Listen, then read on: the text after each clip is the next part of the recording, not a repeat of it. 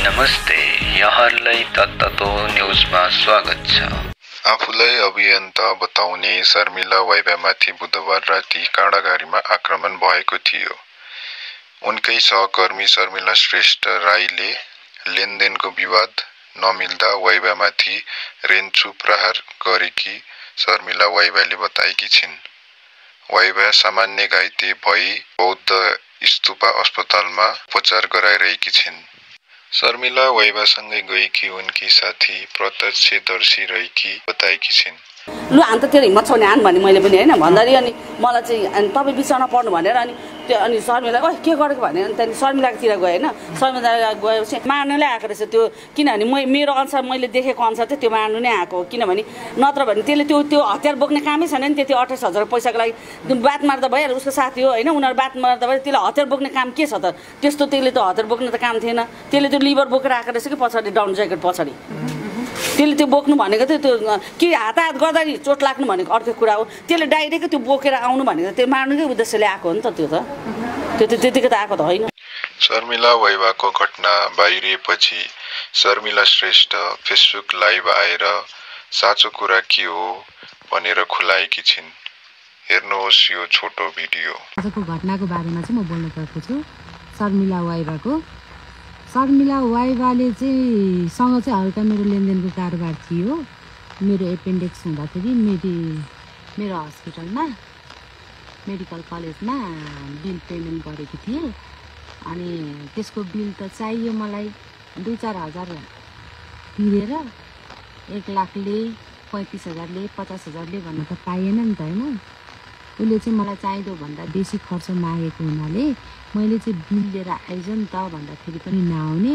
त्यही भएको कारणले चाहिँ अनि बाहिरै थिएँ, त्यो घर आउँदैन थिएँ।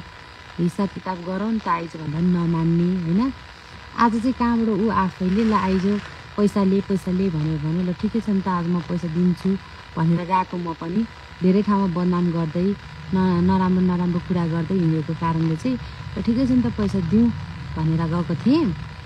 अनि जाँदाखेरि अब मान्छे लिएर आएको रहेछ उसले होइन, मान्छे छोरी पनि लिएर आएको थिएँ ढाड्दिनँ म होइन। म चाहिँ एक्लै गएको थिएँ। अनि मैले के भने बिल चाहियो नि त, पैसा त तिर्ने हो।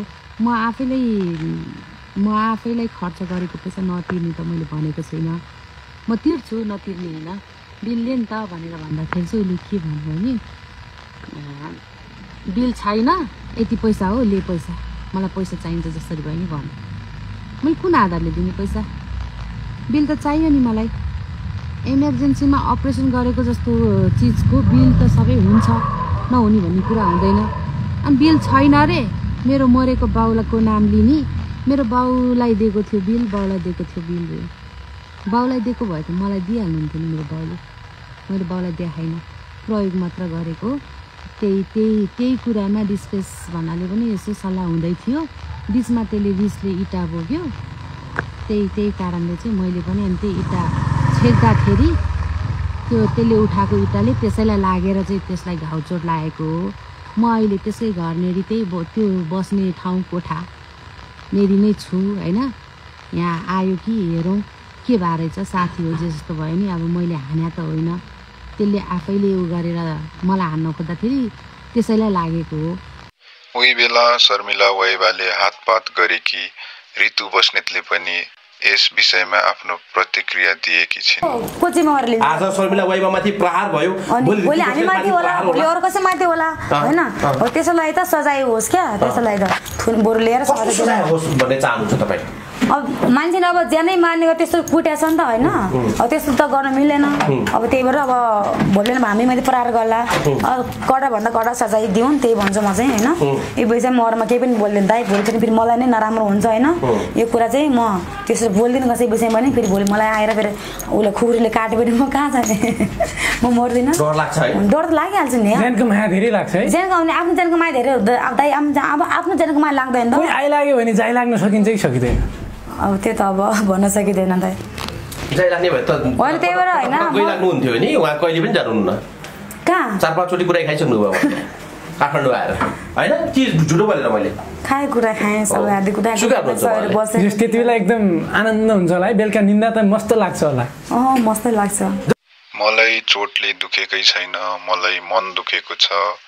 आफ्नै घरमा पालेको कुकुरले आफैलाई टोक्यो भनेर शर्मिला वाइबा मिडियामा आएकी छिन्। मलाई यो चोटले मलाई दुखेकै छैन के, मेरो मन दुखेको छ के। जो व्यक्तिले आफ्नो घरमा पालेको कुकुरले आफूलाई टोक्यो के, मैले कुकुर पाल्दाखेरि पनि मलाई त्यो कुकुरले टोकेन के, तर त्यो मान्छेलाई मैले कुकुर जस्तो बनाएर राखेको भए सायद मलाई कुकुरले टोक्थेन होला, तर त्यसले मलाई दिउँसै टोक्यो के। मेरै पैसा लिनु फेरि होइन, पैसाको लागि मान्छे मार्नेसम्म भनेपछि कतिसम्मको निज आइमी हो त यो, भन्नुहोस् त कतिसम्मको निज आइमी हो त यो शर्मिला। किन होला शर्मिला वाइबालाई चाहिँ खासमा दर्शकले बुझेनन्, खासमा के छ तपाईँ? मलाई बुझ्नै पर्दैन, मलाई बुझ्नै पर्दैन। दर्शकहरू म जतिको म ठाउँमा आएर बस्नु सक्दैन होइन, म जतिको महिला नेपालमा सायद कमै होला होइन, म जस्तो खुल्ला दिल भएको मान्छे होइन। तिनीहरू त हिजो अस्ति मलाई पछाडिबाट त्यो हानेर भाग्नेहरू भाइरल, त्यो शर्मिला खास भनौँ भने भाइरल हुनकै लागि आएको।